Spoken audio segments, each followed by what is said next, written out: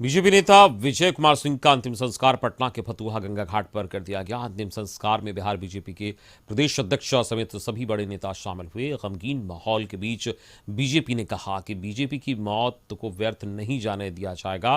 Party ने इसके लिए नीतीश सरकार को जिम्मेदार ठहराया है।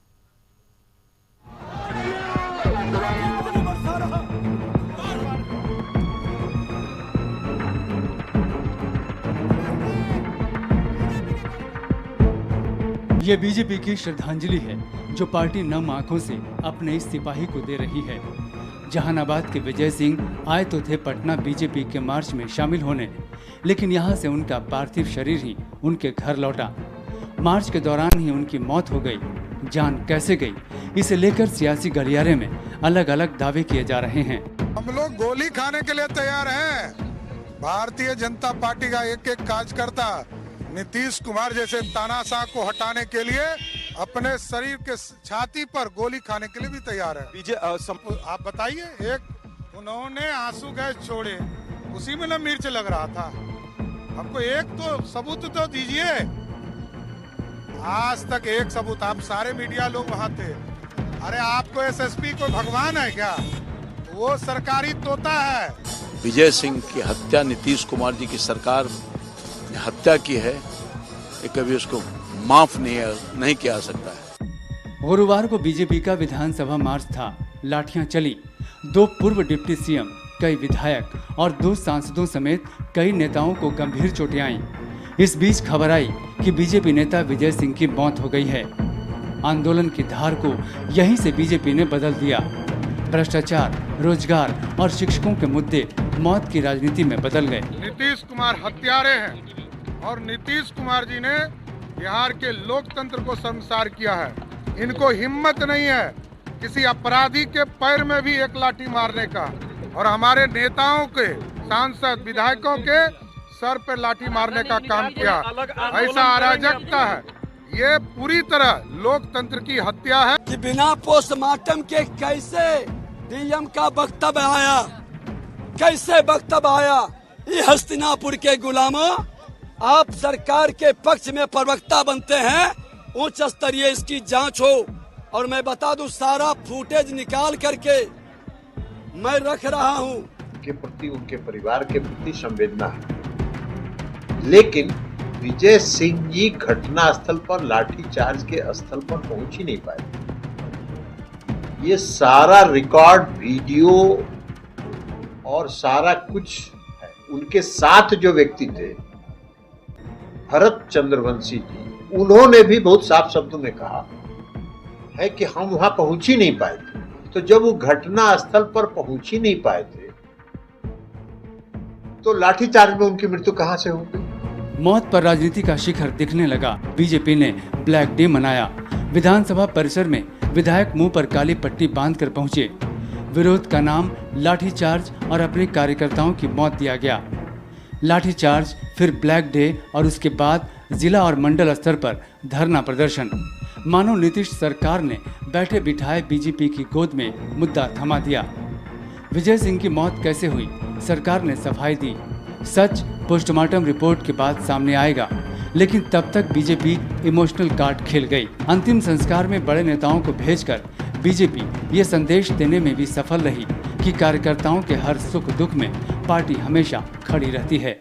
विधानसभा की लाठीचार्ज पर बीजेपी आर पार के मूड में आ गई है। विधानमंडल के दोनों सदनों में आज जोरदार हंगामा हुआ, जिसके बाद सदन की कार्रवाई स्थगित कर दी गई। विधानसभा की कार्रवाई शुरू होते ही बीजेपी विधायक वेल में पहुंचकर हंगामा करने लगे। विधायकों ने कुर्सी भी उठा ली और लगातार नारेबाजी करते रहे। इस दौरान काली पट्टी भी लहरा रहे थे। स्पीकर की चेतावनी के बावजूद विधायक नहीं मान रहे थे और कुल मिलाकर दोनों सदनों में जोरदार हंगामा हुआ।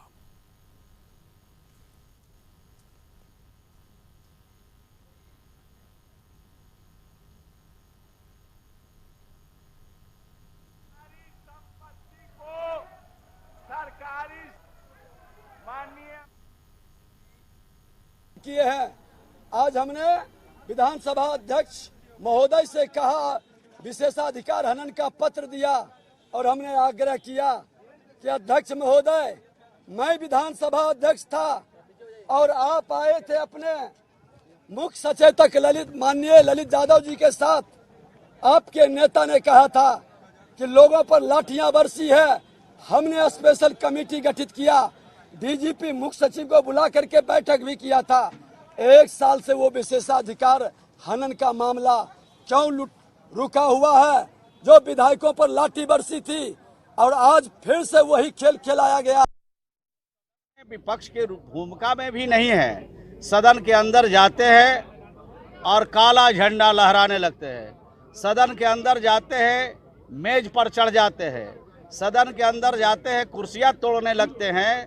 तो इस तरह के आचरण और व्यवहार से पूरी देश की जनता देख रही है कि इनको सिर्फ और सिर्फ इनका मकसद हंगामा खड़ा करना, राज्य की जनता के सवाल से कोई वास्ता, कोई मतलब दूर दूर तक नहीं है। और इस वक्त हमारे साथ संपादक अशोक मिश्र जुड़ गए हमारे साथ इस पूरी खबर पर बातचीत के लिए। हम सीधे उनके पास चलेंगे। अशोक जी, आज सदन के अंदर जमकर हंगामा हुआ और दोनों सदनों में कुल मिलाकर कहा जाए तो बीजेपी ने जोरदार तरीके से प्रदर्शन किया। बिल्कुल, देखिए अमित, बिहार विधानमंडल के मानसून सत्र का आज 5वां और अंतिम दिन था और आज भी विपक्षी सदस्यों के तेवर नरम नहीं पड़े थे और वो काफ़ी गुस्से में थे। दरअसल गुरुवार को जो बिहार विधानसभा मार्च के दौरान बीजेपी कार्यकर्ताओं पर लाठियां बरसाई गई और बीजेपी के सांसद समेत कई नेताओं को चोटें लगी और उन्हें हिरासत में लिया गया, उसके विरोध में बीजेपी ने आज काला दिवस मनाया और बीजेपी के सदस्यों ने सदन के अंदर भी जमकर हंगामा किया। हंगामे की वजह से आज भी सदन की कार्यवाही स्थगित करनी पड़ी विधानसभा अध्यक्ष को और आज भी बीजेपी के एक सदस्य संजय सिंह को मार्शल आउट करना पड़ा। लेकिन जो सबसे बड़ी बात है कि इस 5 दिनों के मानसून सत्र में विपक्षी तेवर काफ़ी कड़े थे और सरकार पर तेजस्वी प्रसाद यादव के इस्तीफे की मांग को लेकर के बीजेपी के सदस्यों ने जमकर सदन मतलब दोनों सदनों में, बिहार विधानमंडल के दोनों सदनों विधानसभा और विधान परिषद में जमकर हंगामा मचाया।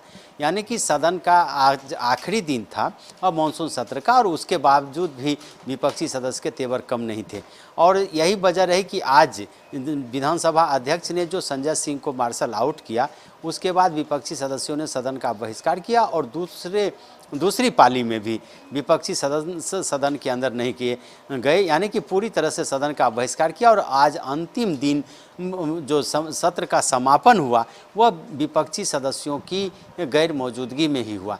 तो एक तरह से कहिए कि विपक्ष ने यह संदेश देने की कोशिश की कि वो राज्य सरकार की नीतियों के खिलाफ, तेजस्वी प्रसाद यादव के खिलाफ वो सड़क से लेकर सदन तक किसी भी कीमत पर रुकने वाले नहीं हैं और वो अपने संघर्ष को जारी रखेंगे।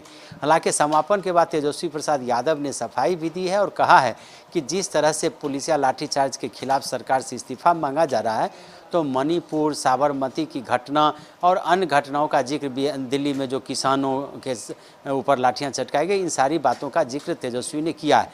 लेकिन सबसे बड़ा सवाल ये रहा अमित कि 5 दिनों के इस सत्र में जनता के जो मुद्दे रहे वो गौण रह गए और राजनीति इस पर हावी रही। हालांकि सत्ता पक्ष और विपक्ष दोनों का दावा है कि उसे लोकतंत्र में विश्वास है और वो एक तरह से कहिए कि लोकहित के मुद्दे पर चर्चा कराने से पीछे नहीं हटने वाली। लेकिन हुआ है ठीक उसका उल्टा। बीजेपी के सदस्यों ने भी जो हंगामा मचाया उस हंगामे के बीच एक सार्थक बहस भी होनी चाहिए, इसके लिए विपक्ष ने भी प्रयास नहीं किया और सत्ता पक्ष ने भी बीजेपी को यानी कि विपक्ष को अपने साथ लाने की कोशिश नहीं की। यही वजह रही कि आज अंतिम दिन भी विपक्षी सदस्यों का हंगामा जारी रहा और हंगामे की वजह से मानसून सत्र जो 5 दिनों का अल्प सत्र था वह भी हंगामे की भेंट चढ़ चुका। 5 दिनों में सिर्फ एक दिन सदन की कार्यवाही थोड़ी देर के लिए चली, अन्यथा चारों दिन वो हंगामे की भेंट चढ़ा और इस पर सियासत हावी रही और जनता के मुद्दे गौण रहे। अमित, प्रिया, आपका संपादक अशोक मिश्र इस वक्त हमारे साथ जुड़े थे, बता रहे थे किस तरीके से इस सत्र में जो मानसून सत्र था, हालांकि छोटा सत्र था लेकिन फिर भी जनता के मुद्दे हैं वो उस पर चर्चा नहीं हो पाया और पूरा सत्र ये लगभग हंगामे की ही भेंट चढ़ गया।